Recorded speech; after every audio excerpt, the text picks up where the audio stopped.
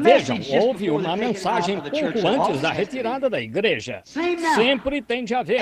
É a mesma coisa agora. Todo acontecimento espiritual é um sinal de Deus. Vocês creem nisso? É como a mensagem. Há um sinal e então a mensagem segue o sinal. Deus disse a Moisés, se não crerem na voz do primeiro sinal, talvez creiam na voz do segundo sinal. Agora, quando virem sinais acontecendo e nenhuma mensagem acompanhando, é a mesma velha escola de teologia. E continuando assim, isso não veio de Deus. Mas onde um sinal se mostra, uma mensagem o segue. Agora olhem, Jesus entrou em cena. Estou ensurdecendo vocês? Ou quem estiver controlando este microfone aqui parece estar dando eco. Talvez esteja um pouco alto. Quero que entendam isto. Quando Jesus entrou em cena, ele não dizia muitas coisas ao povo. Todos o queriam em sua igreja. Oh, este jovem profeta, estamos tão felizes em tê-lo. Ele estava curando os doentes. Oh, glória a Deus! Deus levantou um grande homem entre nós. Estava ótimo. Então, certo dia, chegou ao ponto em que esse foi o seu sinal. Isaías 35 disse que seria um sinal. Os coxos saltariam como cervos, e assim por diante. Os cegos enxergariam. Foi um sinal. Ele expôs seu sinal como Messias e tal, e eles, muitos deles, disseram sim, eu poderia aceitar isso. Bem, agora, se isso foi um sinal, tem de haver uma voz desse sinal. Qual foi a voz acompanhando isso? Quando ele começou a ensinar sua doutrina e chamá-los de bando de serpentes traiçoeiras, ele não foi popular desde então. Vejam, quando a voz veio com o sinal. O sinal veio primeiro. Moisés desceu ao Egito com um sinal. E ele jogou sua vara no céu, transformou-se em serpente. Isso foi um sinal.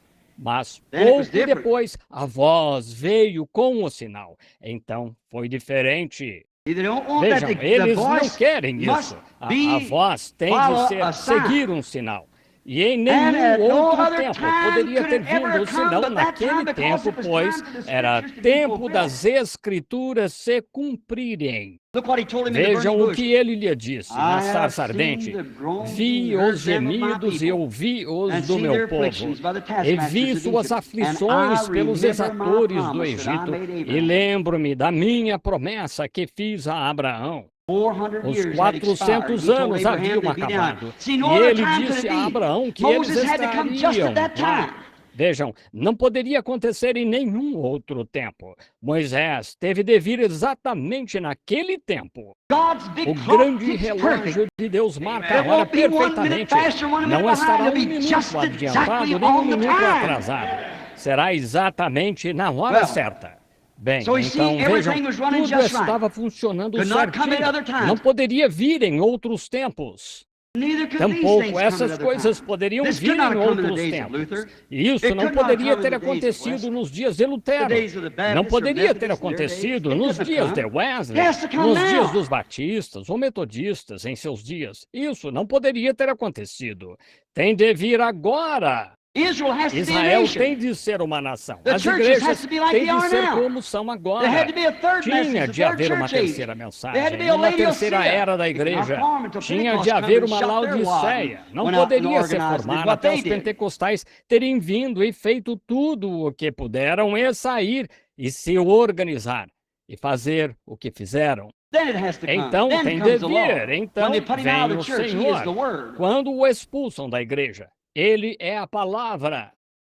Eles temem desafiar essa palavra em qualquer lugar. Ficam bem calados sobre ela, no entanto, contendem sobre isso. Aqui em Chicago, não faz muito, quando o Senhor me deu uma visão, havia 300 ministros lá. Eu disse, agora, sei o que vocês... sobre a semente da serpente e tal. Eu disse, um de vocês pegue sua Bíblia e venha ficar ao meu lado e provar ao contrário. O grupo mais quieto que já se ouviu. Eu disse, então deixem-me em paz. Vejam, está fora da linha do pensamento deles. Todavia dizem, o irmão Branham é profeta quando está ungido, mas quando a unção o deixa, não sei. Que se isso não é característica de um teólogo confuso. A palavra profeta significa um revelador divino da palavra. A palavra do Senhor vem aos profetas. Foi assim que Jesus foi identificado. E disseram, depois da ressurreição, sabemos que ele era profeta de Deus. Ninguém poderia fazer estas coisas se Deus não fosse com ele. Todavia, não aceitaram sua mensagem. Eles não aceitaram João, e ele era profeta. Não aceitaram Elias, nenhum dos demais. E eles tinham a revelação divina. A palavra profeta em inglês, palavras em inglês podem significar qualquer coisa, significa um pregador, mas quando se diz profeta, na antiga Bíblia significava um vidente. E suas credenciais eram que o que ele dizia acontecia, e isso era um sinal de que ele era profeta. Ele também, esse era um sinal de que ele tinha a revelação divina da palavra escrita. E então Deus, confirmando-a em seguida, aprovava. Como? Bem, tem de ser assim, é só. Não há como contornar isso. Deus disse que seria assim e aí está. Mas aí está hoje, vejam, esse sinal tem de estar aí, que identifica essa palavra e mostra que é a exata verdade. Então, como ele prometeu, como ele preparou todo o seu povo da terra prometida, agora, quando ele ia ter este êxodo, que foi um tipo... Agora, vou tentar sair daqui em uns 15, 20 minutos com uma mensagem. Notem bem agora, quero que entendam isto, porque talvez eu nunca mais os veja. Vejam. Notem, agora observem como ele preparou o seu povo. Quantos sabem que ele nunca muda seu método? Ele nunca muda. Ele está... Agora olhem na Bíblia e vejam se ele alguma vez mudou. Não, Senhor. Como ele preparou o povo? Primeiro, ele enviou um profeta com um sinal que foi Moisés, certo?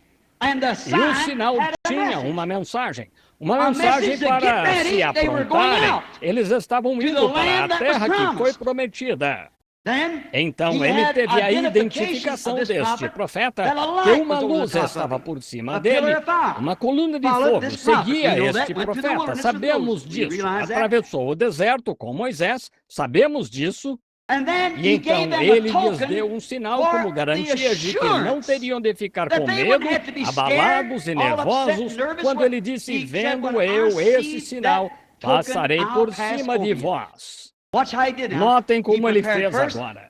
Ele preparou primeiro um sinal, um mensageiro, mensagem identificada, identificação do mensageiro, e um sinal como garantia de que a passagem estava paga. Eles estão a caminho da terra prometida. A mesma coisa que ele fez hoje. O que ele fez? Ele nos enviou o Espírito Santo. O Espírito Santo é o mensageiro e a identificação bíblica de si mesmo o identifica entre nós. O mesmo ontem, hoje e eternamente. E o sinal é a garantia do que estamos com medo. Nossa passagem já está paga e estamos identificados com o nosso sacrifício. Ele não pode rejeitá-lo. Ele prometeu. Estamos identificados.